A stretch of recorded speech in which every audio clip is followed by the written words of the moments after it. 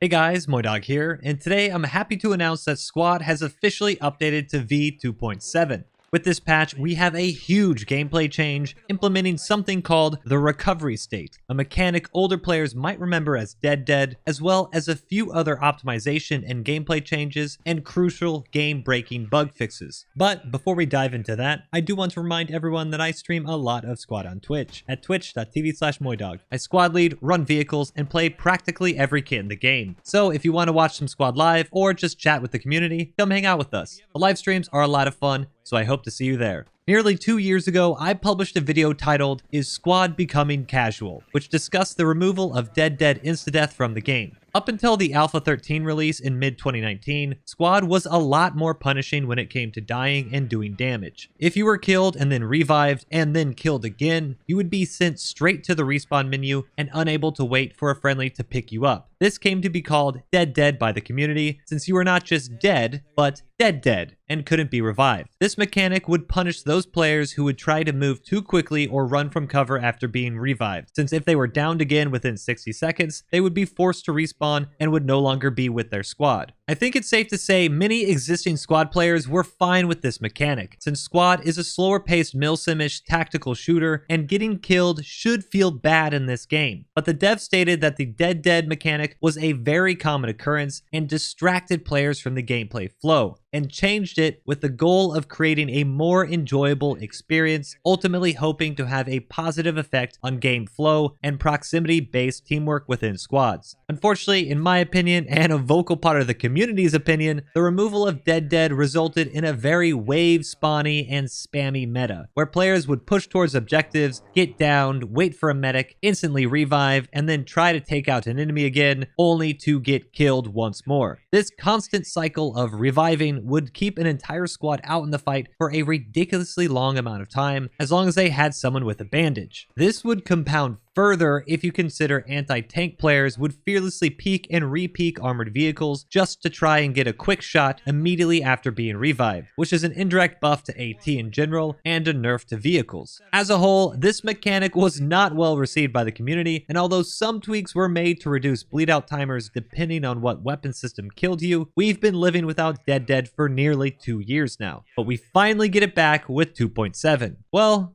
kind of.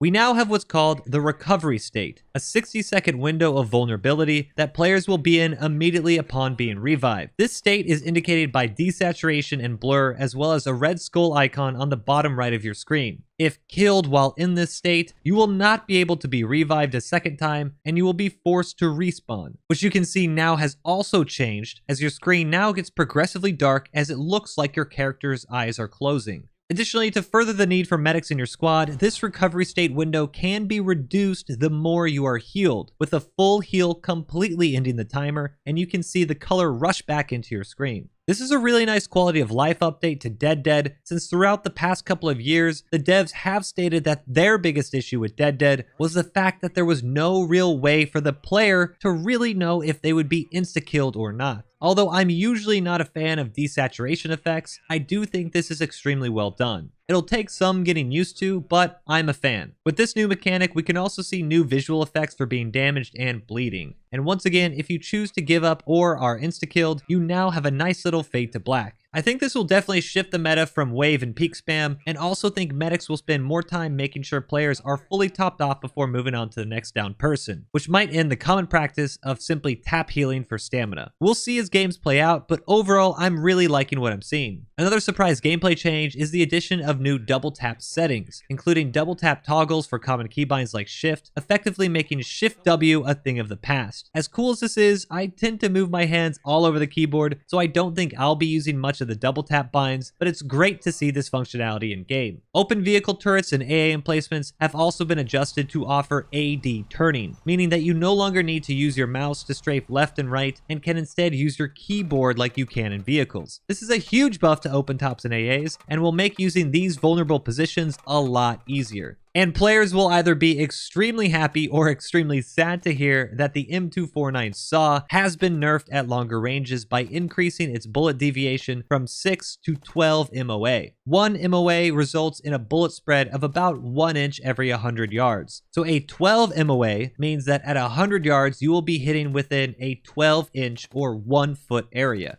This compounds at longer ranges, so at 200 yards the spread would be 2 feet, 300 yards 3 feet, and so on, effectively removing the SAW's ability to be a long-range laser. There are also a number of audio changes, with the first most noticeable one being the new grenade sound.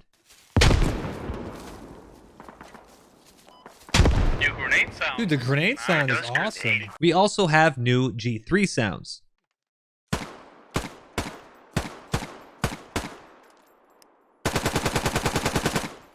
Overall, I'm really liking what I'm hearing, but I do think the G3 could use a bit more bass. Still, it's a great sounding rifle now compared to the older pop sound we had in the past, so I'm okay with it. The last major addition to V2.7 is actually a removal, and that is the removal of the infamous Logibug. If you don't know what the Logibug is, consider yourself lucky, since this bug made players unable to access any build supply when trying to unload Logis or helicopters. I can't tell you the number of times I've had entire squads be unable to offload supplies, meaning no fob could be built until a separate squad came by to help. This bug was game-breaking, and as disappointing it was to see it take so long to fix, at least we finally appear to have found a solution. This Logibug was also the source of missing vehicle turret bugs and the vehicle spawn screen bug. And although not being able to use a vehicle because it didn't have a turret was a huge bummer, the vehicle spawn screen bug was notorious for forcing players to disconnect in the middle of games once they tried to enter a vehicle, since they would be stuck at the spawn menu with no other option.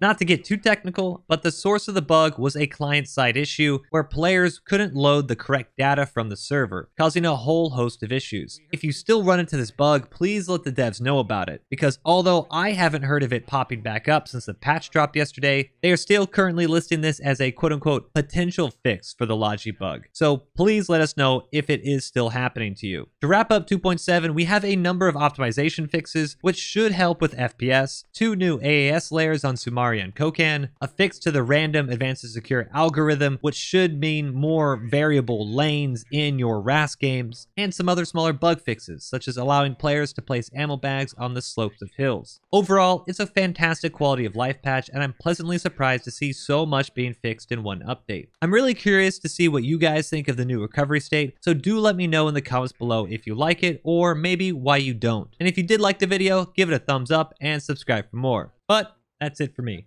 Until next time, peace. On the roof, me. You guys hear that?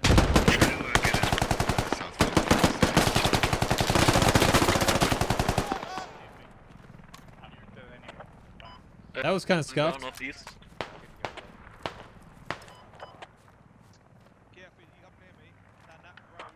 We have B coming from northwest Stephanie.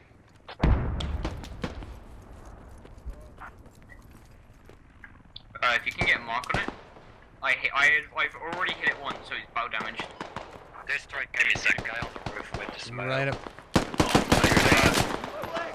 Out of bandages. Never rearmed.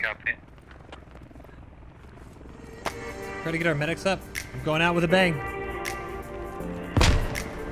Wait a minute. He's over here. It ain't VTR at our half. Yo, west of you, Tarts.